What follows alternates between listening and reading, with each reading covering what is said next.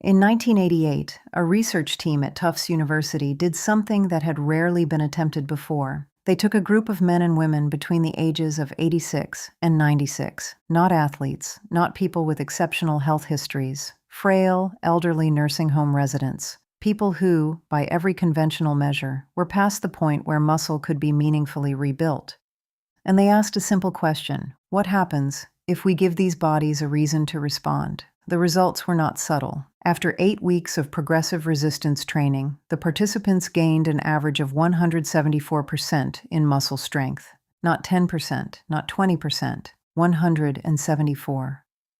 The researchers were careful with their language, as scientists must be. But the direction of the data was impossible to misread. The bodies of men and women in their late 80s and 90s, bodies that medicine had largely written off as beyond the reach of meaningful physical adaptation, had responded, not modestly, not marginally. They had responded the way young bodies respond, because the signal had finally arrived. That study was published in the Journal of the American Medical Association. It was cited in research for decades after. It changed what exercise physiologists believed was possible in late life. And despite how influential that study became among researchers, most people never heard about it. I want to be precise about something before we go any further. I am not telling you this to make you feel cheated. I am not telling you this to suggest that medicine has failed you. I am telling you this because of what it reveals, not about doctors, not about the research, about what you may have been accepting. Quietly, reasonably, with the best information available to you. That was never the complete picture. There is a condition called sarcopenia. Most people have never heard the word. Almost everyone over 50 is living with its effects. Sarcopenia is the gradual loss of muscle mass and function that begins earlier than most people realize and accelerates with each decade of life. It is the reason stairs feel different at 65 than they did at 50. The reason recovery takes longer. The reason the body that used to respond automatically now sometimes hesitates. It is real. It is measurable. And for most of medical history, it was treated as inevitable, fixed, a biological clock that could be slowed but never meaningfully reversed. The study at Tufts and the decades of research that followed it suggest something different, something that, once you understand it, changes not just how you see your body, but how you see the years that are still ahead of you. Sarcopenia is not a sentence. It is a signal problem. And signal problems, unlike calendar problems, can be answered. Stay with me. I want to tell you about a woman named Evelyn. She was 73 years old when she first came to see me, retired school librarian, the kind of person who had spent 30 years surrounded by information, who believed, deeply, that understanding something was the first step toward changing it. She came in not because of a crisis, not because something dramatic had happened. She came because of a photograph. Her daughter had sent her a picture from a family reunion the previous summer. Evelyn was in it, standing at the edge of the group, slightly apart, arms at her sides. She told me she looked at that photograph for a long time. Not at her face, not at her clothes, at her posture. I didn't recognize myself, she said. Not my face, my body, the way I was standing. She had always stood straight. Her whole life, she had stood straight. It was something her mother had insisted on, something she had never thought about, because she had never needed to. And in that photograph, taken on an ordinary afternoon at an ordinary family gathering, she was folded, slightly, subtly, in a way that nobody else at the reunion had probably noticed, but Evelyn noticed. She didn't come to me asking for a program. She didn't come asking for exercises or a plan or a before and after. She came asking a question that I have heard in different forms from more patients than I can count. Is this just what happens now? I asked her what she meant by that, not because I didn't understand, because I wanted her to say it fully, to give the thing a name, instead of leaving it hovering between them, unspoken, the way difficult things hover when nobody wants to be the first to say them out loud. She thought about it for a moment. Then she said, is this the part where the body just starts going in one direction, and the honest thing to do is accept it? I want to sit with that question for a moment, because it is not a small question. It is the question underneath almost every conversation I have had with patients in their 60s, 70s, and 80s who are paying attention to their bodies and drawing the most reasonable conclusion available to them from the evidence they can see. The body is changing. The changes feel progressive. The honest, mature, realistic response is to accept the direction and focus on managing it gracefully. That logic is not wrong. It is simply, and this is the part that matters, based on incomplete information. Evelyn had never heard the word sarcopenia. Most people haven't, yet almost everyone over 50 is living with some part of the story it describes. She had simply been living in a body that was changing, filing those changes under the only explanation that seemed available, and doing what intelligent, self-aware people do when they believe a process is inevitable. She was managing it, gracefully, responsibly, and based on a story that was only partially true. The photograph was still on her phone when she came to see me. She showed it to me without being asked, pointed to herself at the edge of the group, the slight fold in the posture, the arms at the sides. "That's not who I am," she said. Not angrily, not dramatically, just clearly. The way someone speaks when they have identified something precisely and is not willing to negotiate with it.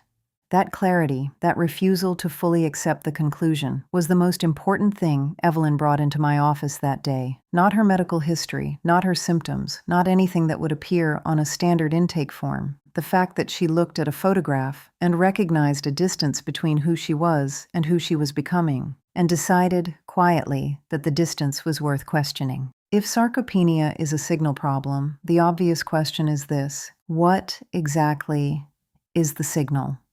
Not in the language of a laboratory, not in the language of a textbook, in the language of what actually happens inside a body that has been living a careful, comfortable, increasingly predictable life for the last several years. Here is what the research shows. Muscle tissue, specifically the fast twitch fibers responsible for power, reaction, and the kind of strength that catches you when you stumble, does not deteriorate on a fixed schedule. It deteriorates in response to absence. The absence of demand, the absence of load, the absence of the consistent, repeated message that says, "We still need this. Keep it ready." I want you to imagine something. Think about a guest room in a house.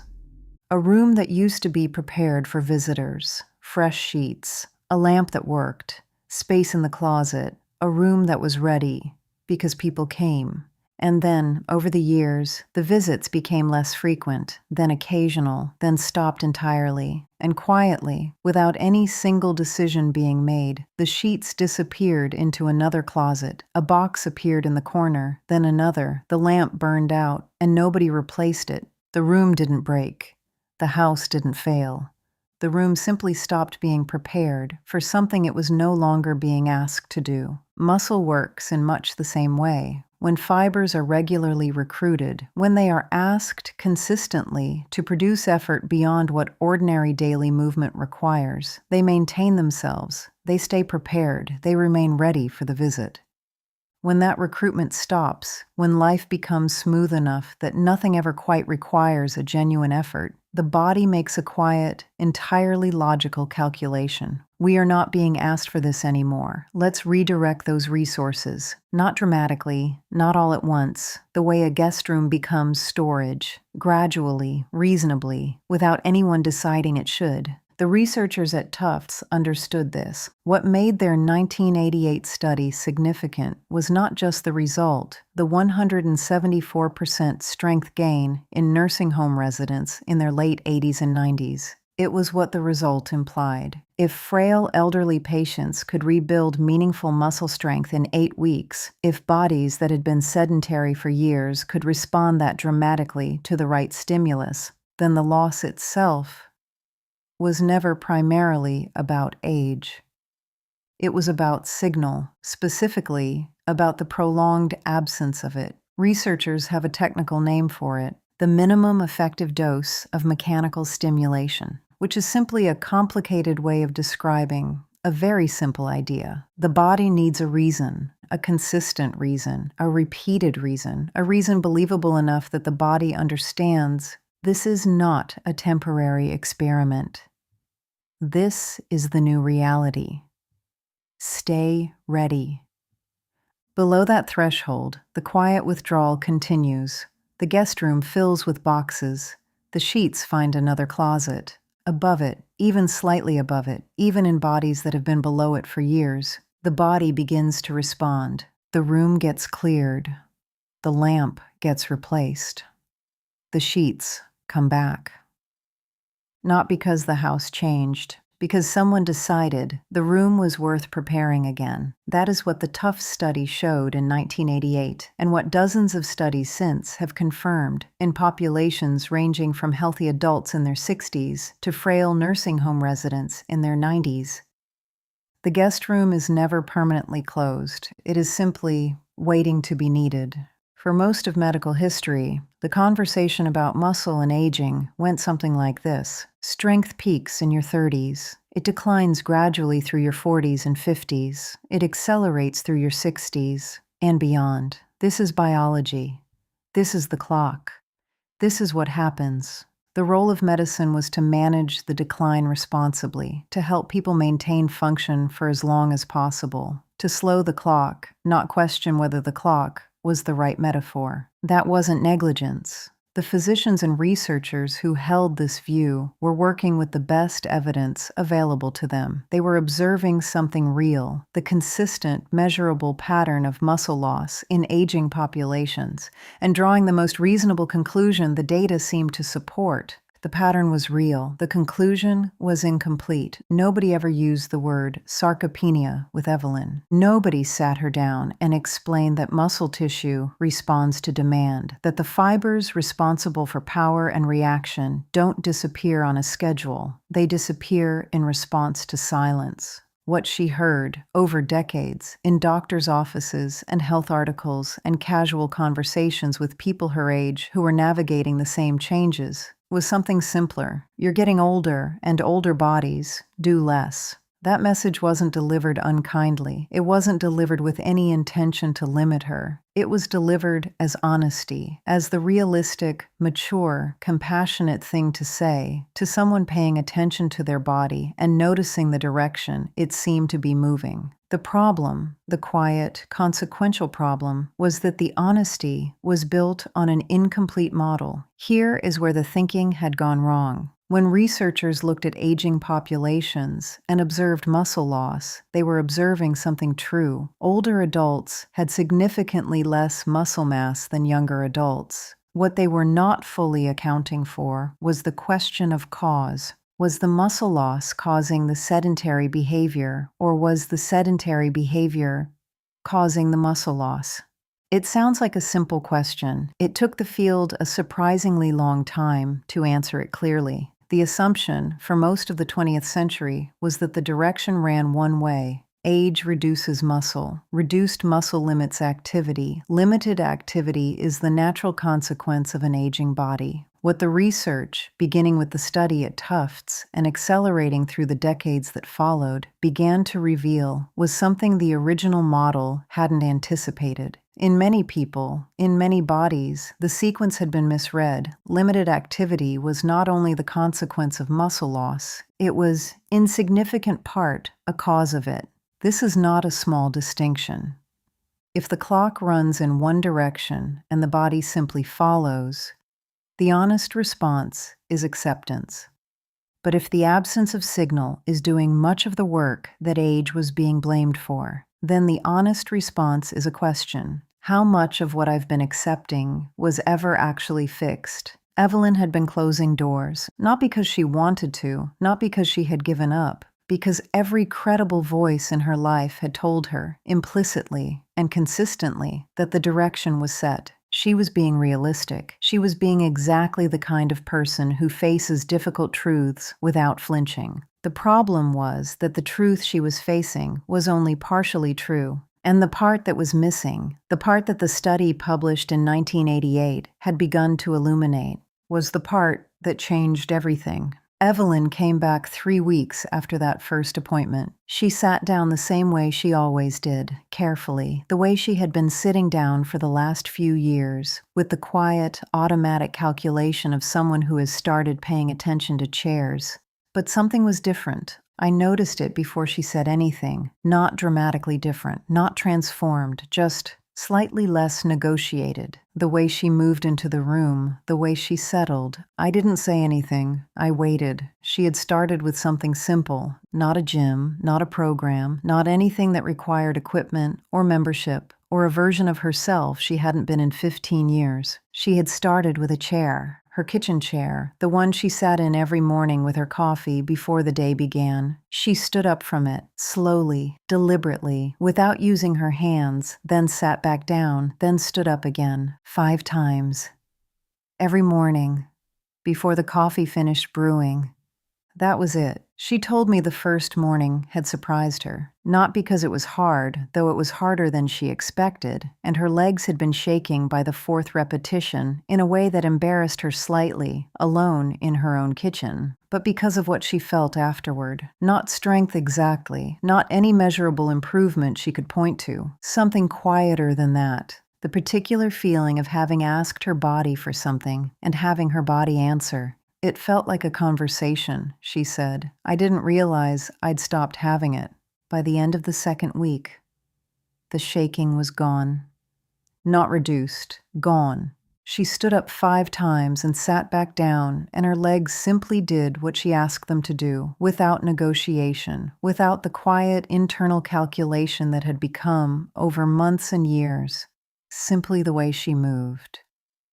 She mentioned it the way people mention things that matter more than they want to admit, quietly, almost as an aside, watching to see if I understood what she was actually saying. I did. Here is what was happening inside Evelyn's body during those 2 weeks. Not magic, not reversal of decades. The threshold the research had identified, the minimum level of demand the body needs to maintain what it has, was being crossed. Consistently, repeatedly, believably enough that the nervous system had begun to update its expectations. The fibers that had been stepping back, quieting down, redirecting resources, had started receiving a different message. We're being asked again. Stay ready. And the body, which had been waiting for exactly that signal, had begun to respond. 4 weeks in, Evelyn noticed something she hadn't expected. Not in the kitchen, not during the 5 repetitions she had made into a quiet morning ritual. At the grocery store, she had parked, without thinking about it, 2 rows farther from the entrance than she usually did. Not as a decision, not as an exercise. She had simply pulled into the spot because it was available and walked to the door without calculating whether she should. She didn't realize it until she was inside, reaching for a cart, and noticed that she hadn't thought about the walk at all. She called me that evening, not to report progress, just to tell me. The way you tell someone something when you're not quite sure what it means yet, but you know it means something. I knew what it meant. It meant the conversation had reopened, not fully, not without more work ahead, but the signal had arrived, and the body, faithful,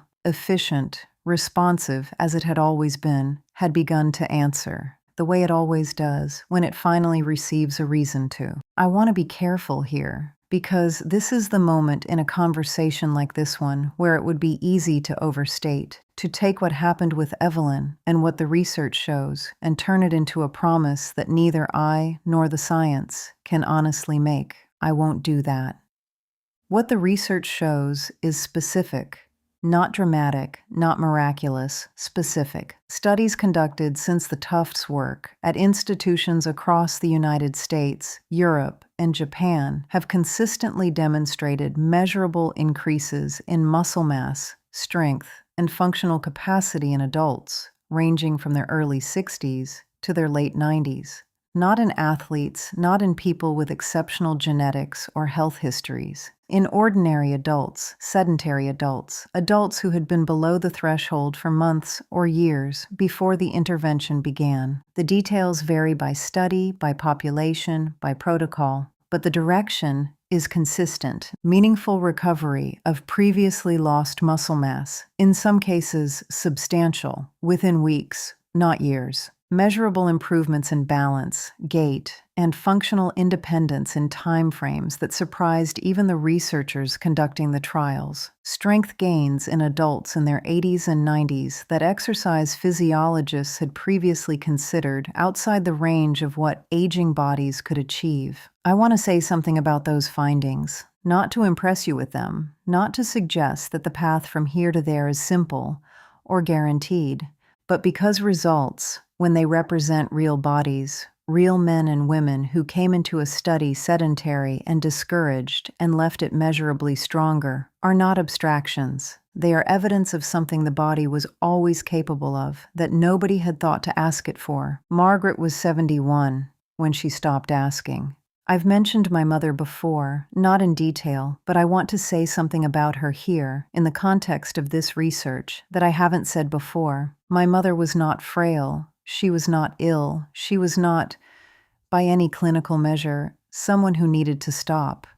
She stopped because the world around her, the medical world, the cultural world, the well-meaning world of people who loved her, had given her no compelling reason to continue. Nobody handed her a study. Nobody sat across from her and said, "What you're experiencing is not a fixed biological reality. It is a signal problem, and signal problems can be answered." Nobody said that. So she did what any reasonable person does with incomplete information about an apparently inevitable process. She accommodated it. I think about that when I look at the research. Not with anger, not with the particular grief of someone replaying decisions that cannot be undone, with something closer to clarity. The information existed. It was sitting in journals. It was being replicated in laboratories. It simply never made it from the research to the room where my mother was quietly deciding what she was still allowed to want. That gap between what the science knows and what reaches the people who need it is why this channel exists. Not to replace medicine, not to suggest that what happens in a research trial translates automatically to every body in every circumstance,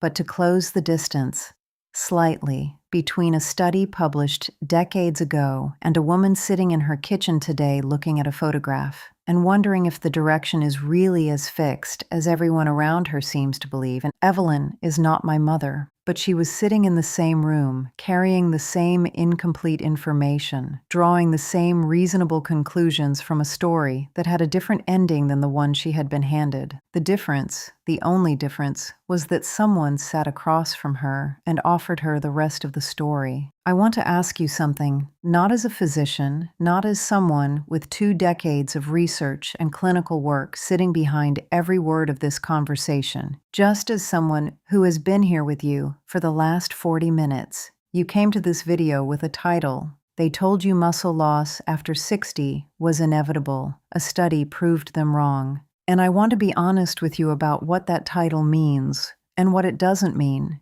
It doesn't mean your doctor failed you. Medicine is not designed to deliver research papers across a consultation desk. It is designed to respond to presenting symptoms, to manage diagnosed conditions, to navigate the immediate and the urgent. The gap between what the research knows and what reaches a patient in a 15-minute appointment is not a conspiracy. It is a structural reality, and it is nobody's fault in particular, but it is real. And it has consequences. The consequence I think about most, the one that brought me to this channel, the one that I watched happen to my mother and have watched happen in variations in patients across 24 years of practice, is this: people make permanent decisions based on temporary conditions. They accept as fixed what is, in significant part, reversible. They close doors, quietly, reasonably, with the best information available to them that the research, had they known about it, might have left open. I am not telling you this to create urgency. I am not telling you that you need to act immediately, or that the window is closing, or any of the language that makes health content feel like a sales pitch. I don't believe that, and I don't think you came here for that. What I am telling you is simpler. The study exists. The research is real. The bodies of men and women in their 60s, 70s, 80s, and 90s responded to the signal when it arrived. Not all of them identically, not without effort, not without the honest acknowledgement that some losses are real and some changes are permanent, and the body at 70 is not the body at 40, and pretending otherwise is not wisdom. But within those honest limits, which are almost always wider than we assume, the body is listening. It has been listening this entire time, waiting for a signal that it had stopped receiving, waiting for the conversation to reopen, waiting, with the particular patience of something that has no concept of giving up, only of waiting to be asked. If you're still here with me, and I'm glad you are, I want to ask 2 things. Subscribe to this channel, not because I need the number, but because this conversation, the one that takes the research seriously and treats you as someone capable of doing the same, is a conversation I intend to keep having, with the same honesty, the same respect for what the science actually says and what it doesn't. And share this episode with someone who needs it, not someone who is struggling dramatically, not someone in crisis, someone quiet, someone who has been making small adjustments without naming them, someone who looked at a photograph recently and felt a distance they haven't quite found words for yet. You know who that person is. But before we finish, there is one thing I want to leave you with. Not a study, not a number, not a protocol. Something quieter than all of those things. Something I've been thinking about since the first time I sat across from a patient who had been carrying incomplete information about their own body for longer than they needed to. Stay with me. Evelyn came back to see me 6 months after that first appointment. She sat down differently than she used to, not dramatically, not in a way that anyone who didn't know her would have noticed, but I noticed. The calculation was gone, the quiet negotiation with the chair that had become, over years, simply the way she arrived somewhere. Gone. She just sat down. The way she used to, the way people do when sitting is something the body handles without requiring the mind's full attention. I asked her how she felt. She thought about it for a moment, the way she thought about everything, carefully, precisely, the way a woman who spent 30 years surrounded by books learned to choose her words. Then she said, "I feel like myself again, not stronger exactly, not younger, not transformed, like herself." I've thought about that phrase many times since, because it is not a fitness outcome. It is not a clinical result. It is not anything that would appear in the methodology section of a research paper. But it is, I have come to believe, the most accurate description of what the research is actually pointing toward. Not performance, not optimization, not the reversal of anything. The return to a felt sense of inhabiting your own life fully, without the quiet, accumulating cost of a body that has been gradually excused from the demands of the life it was built to support. Every person in that 1988 study was a man or woman who had been living inside a story about what their body could no longer do. A story that was reasonable, a story that was supported by everything around them, a story that felt, from the inside, like an honest reckoning with reality. And the study, quietly, without drama, showed that the story was incomplete. Not cruel, not negligent, incomplete, built on an insufficient understanding of what the body was still capable of.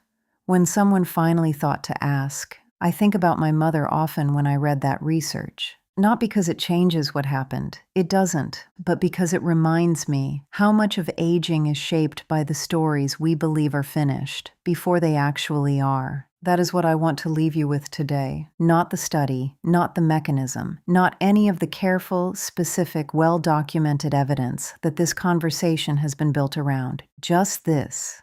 The story you have been living inside, the one about your body, about what it can still do, about which doors are open and which are closed, may be incomplete, not wrong about everything, not requiring you to pretend that the years haven't passed or that the body at 70 is the body at 40, just incomplete, missing the part that changes what the next chapter looks like. You have the rest of the story now. What you do with it is up to you.